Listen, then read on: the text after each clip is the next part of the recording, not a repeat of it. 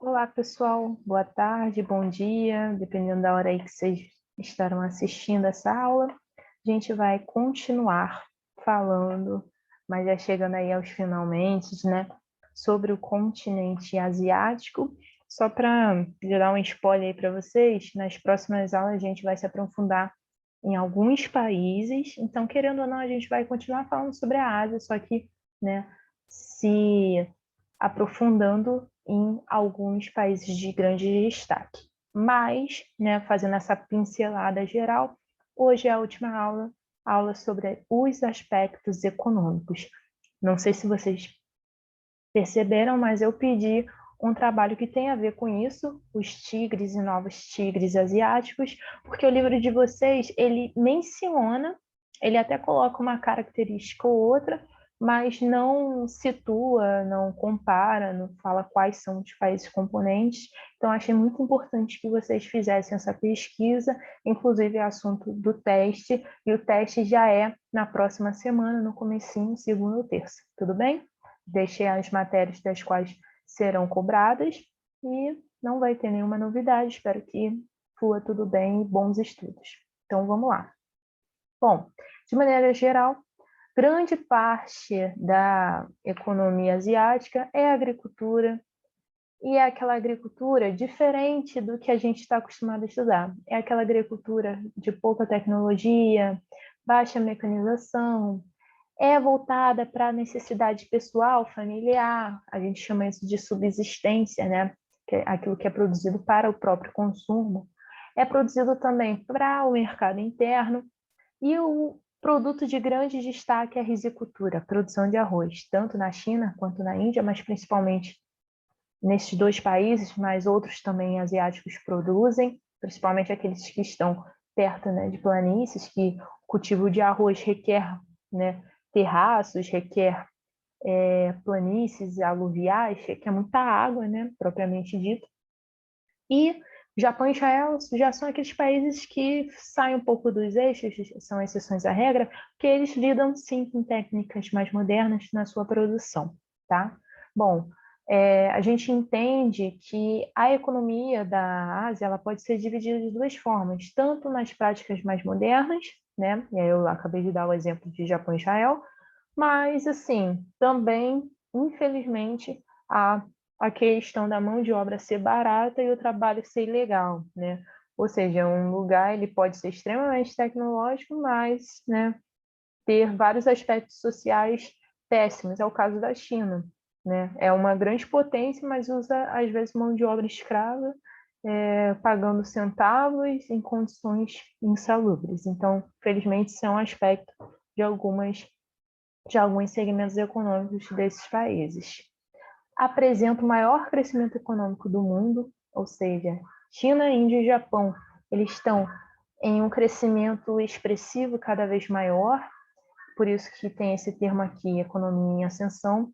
Uma característica muito, muito interessante, aí conforme, né, tiveram as guerras lá na Europa, a Ásia, ela ressurgiu após a Segunda Guerra, até em função do território, né, das antigas grandes potências, que até hoje são, né, os países europeus, eles estavam devastados em função desses conflitos, né, dessas guerras, das mortes, da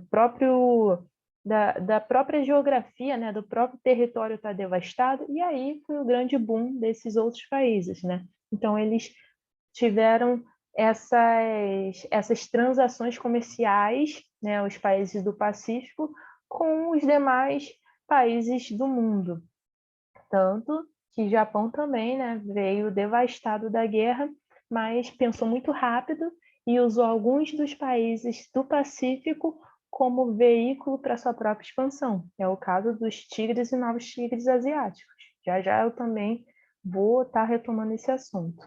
Mas já imagino que vocês saibam mais ou menos do que eu estou falando.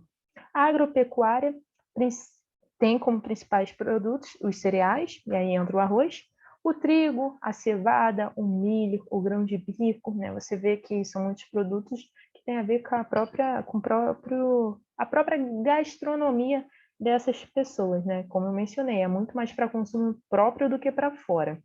Risicultura, produção de arroz, mais uma vez aí.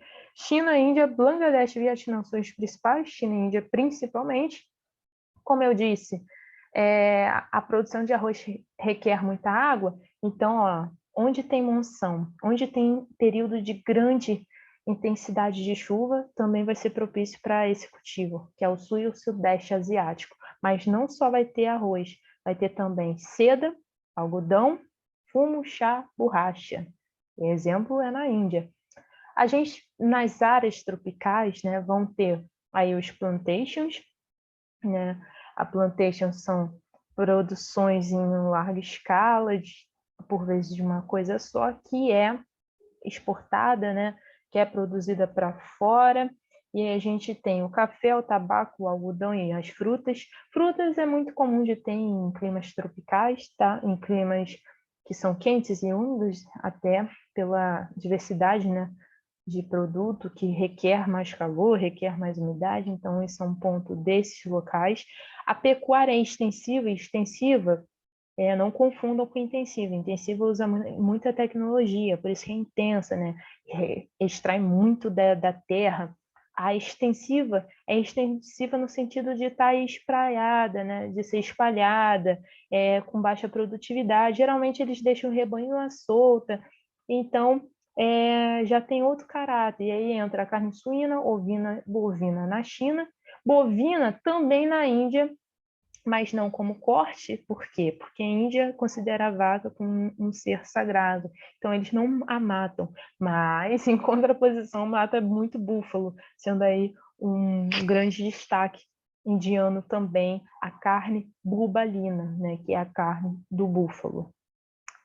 Bom, sobre o extrativismo, né, aquilo que se extrai da terra. Rico em petróleo, não preciso nem dizer quem é rico em petróleo, né, e gás natural, porque onde tem petróleo, onde tem gás natural tem petróleo, mas tem também carvão, ferro, chumbo, zinco, mercúrio. E antes de chegar no Oriente Médio, eu só quero mencionar para vocês que é comum ter zonas de extrativismo em regiões montanhosas, nas áreas mais centrais, que é onde guarda, né, a riqueza mineral, que é na Índia, na China, lá no Nepal, lembra que é o Monte Everest, fica numa partezinha lá?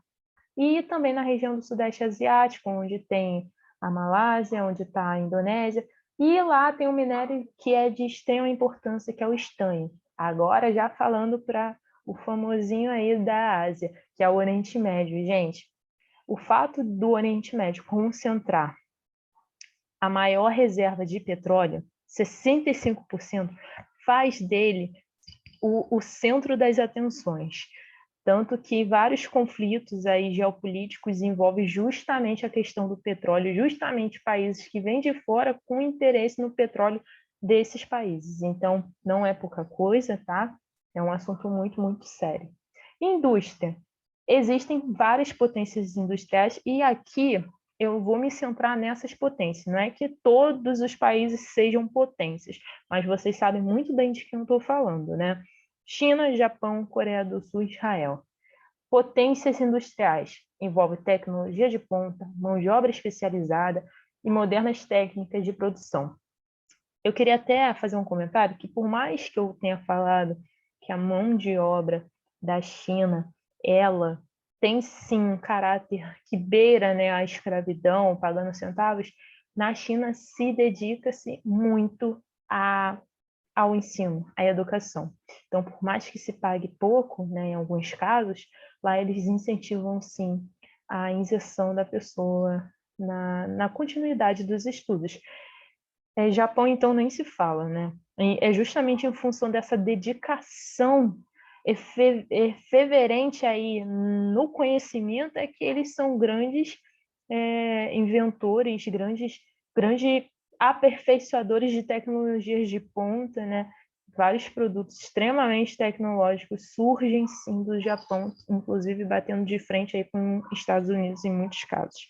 Bom, como a gente já estudou, tigres e novos tigres asiáticos, de que eles serviram? Sendo o Japão uma ilhazinha minúscula, falta o quê? Espaço, às vezes mão de obra, e digamos assim, algumas facilidades, né? Porque é muito vantajoso para um lugar procurar, é muito vantajoso para um país, uma potência, procurar um lugar que ela vai ter mais flexibilidade de leis, mais flexibilidade de não só leis trabalhistas, de não pagar alguns direitos, né, digamos assim como flexibilidade de leis ambientais, né, poder poluir sem pagar uma multa por isso, digamos assim. Além da questão do espaço, né, precisa de espaço, o Japão não tem espaço, e mão de obra.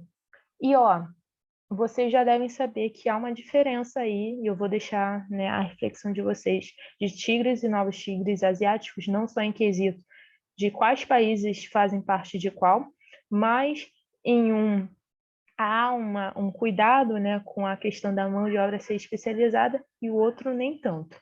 Então, essa é só mais uma das características que distinguem e, como eu pedi esse trabalho, já imagino que vocês saibam as outras características. Bom, gente, para hoje é isso. Espero que vocês tenham entendido.